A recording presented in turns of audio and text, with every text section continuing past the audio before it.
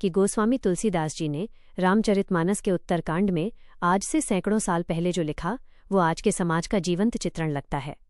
रामायण, विशेष रूप से गोस्वामी तुलसीदास कृत रामचरितमानस के उत्तरकांड में काकभुशुंडी जी और गरुड़ जी के संवाद के माध्यम से कलयुग के लक्षणों का अत्यंत सटीक और विस्तार से वर्णन किया गया है। यहाँ रामायण के अनुसार कलयुग के मुख्य संकेतों का विवरण दिया गया है। 1. धर्म और नैतिकता का पतन। तुलसीदास जी लिखते हैं कि कलयुग में धर्म केवल नाम मात्र का रह जाएगा। लोग अपनी सुविधानुसार धर्म की व्याख्या करेंगे। पाखंड का बोलबाला। लोग बाहरी दिखावे को धर्म मानेंगे।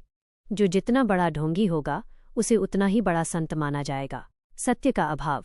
सत्य बोलने वालों का उपहास होगा और झूठ बोलने वाले समाज में सफल माने जाएंगे। 2. सामाजिक संरचना में बदलाव। मानस में वर्णन है कि कलयुग में वर्ण व्यवस्था और आश्रम मर्यादा पूरी तरह समाप्त हो जाएगी। ज्ञान की उपेक्षा, विद्वानों का सम्मान कम होगा और अज्ञानी लोग खुद को पंडित घोषित करेंगे। रिश्तों में गिरावट। पुत्र अपने माता पिता का सम्मान नहीं करेंगे और परिवार के भीतर स्वार्थ सर्वोपरि होगा। विवाह और संबंध। विवाह का आधार प्रेम या संस्कार न होकर केवल धन और शारीरिक आकर्षण रह जाएगा। 3. धन और सत्ता का प्रभाव। कलयुग में व्यक्ति की योग्यता का पैमाना उसकी नैतिकता नहीं बल्कि उसका धन होगा। धनवान ही गुणवान। जिसके पास धन होगा उसे ही कुलीन, चतुर और गुणवान माना जाएगा, भले ही उसका चरित्र कैसा भी हो। सत्ता का लोभ। शासक जनता की रक्षा करने के बजाय उनका शोषण करेंगे। कर, टैक्स का बोझ बढ़ेगा और न्याय दुर्लभ हो जाएगा। 4. स्वभाव और मानसिक स्थिति। मानवीय स्वभाव में आने वाले बदलावों का भी सूक्ष्म चित्रण मिलता है। क्रोध और काम। लोगों में धैर्य की कमी होगी। छोटी छोटी बातों पर क्रोध करना और काम वासना के वशीभूत होना सामान्य लक्षण होंगे। अल्पायु और रोग। असंतुलित जीवनशैली और मानसिक तनाव के कारण लोगों की आयु कम होगी और वे विभिन्न प्रकृति और अकाल। रामायण के अनुसार कलयुग में प्रकृति भी अपना संतुलन खो देगी। अनियमित वर्षा। कहीं अतिवृष्टि होगी तो कहीं भीषण सूखा पड़ेगा। अन्न की कमी। पृथ्वी अपनी उर्वरता खो देगी और अन्न में वह शक्ति, पोषण नहीं रहेगी जो पूर्व के युगों में थी। रामचरितमानस की एक प्रसिद्ध चौपाई। कलियुग केवल नाम अधारा, सुमिरी सुमिरी नर उतरहि पारा। भावार्थ।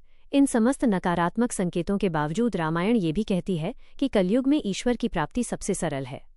जहाँ सतयुग में कठिन तपस्या और त्रेता में यज्ञों की आवश्यकता थी, वहीं कलयुग में केवल सच्चे मन से नाम स्मरण और सत्य के मार्ग पर चलने मात्र से ही मनुष्य भवसागर से पार उतर सकता है।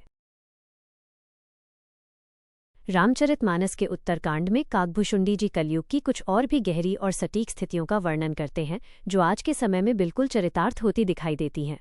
यहाँ कुछ अन्य प्रमुख संकेत दिए गए हैं। 1.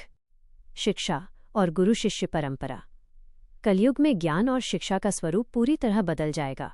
ज्ञान का दिखावा। लोग शास्त्रों को पढ़ेंगे तो सही, लेकिन केवल दूसरों को उपदेश देने के लिए।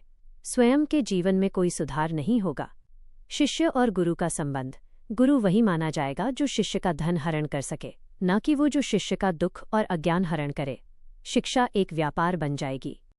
2. महिलाओं की स्थिति और पारिवारिक विघटन। समाज की सबसे छोटी इकाई परिवार में भारी बदलाव आएंगे। स्त्रियों का प्रभाव। लोग अपने माता पिता और भाइयों के बजाय ससुराल वालों की सलाह पर अधिक भरोसा करेंगे। घर में कलह का कारण स्वार्थ और छोटी सोच होगी।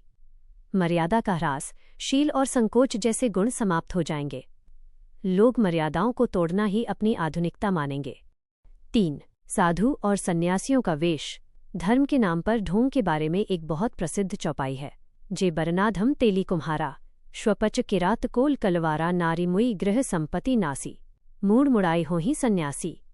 मजबूरी का सन्यास। जिनके पास कोई रोजगार नहीं होगा, जिनकी पत्नी की मृत्यु हो गई होगी या जिनकी संपत्ति नष्ट हो गई होगी, वे केवल पेट भरने के लिए सन्यास धारण कर लेंगे और खुद को पुजवाएंगे। 4. खान पान और स्वास्थ्य। अशुद्ध भोजन। लोगों की रुचि सात्विक भोजन से हटकर तामसिक और अशुद्ध भोजन की ओर बढ़ेगी। अकाल और भुखमरी। धरती से रस और तत्व खत्म होने लगेंगे। मेहनत करने के बाद भी फल कम मिलेगा।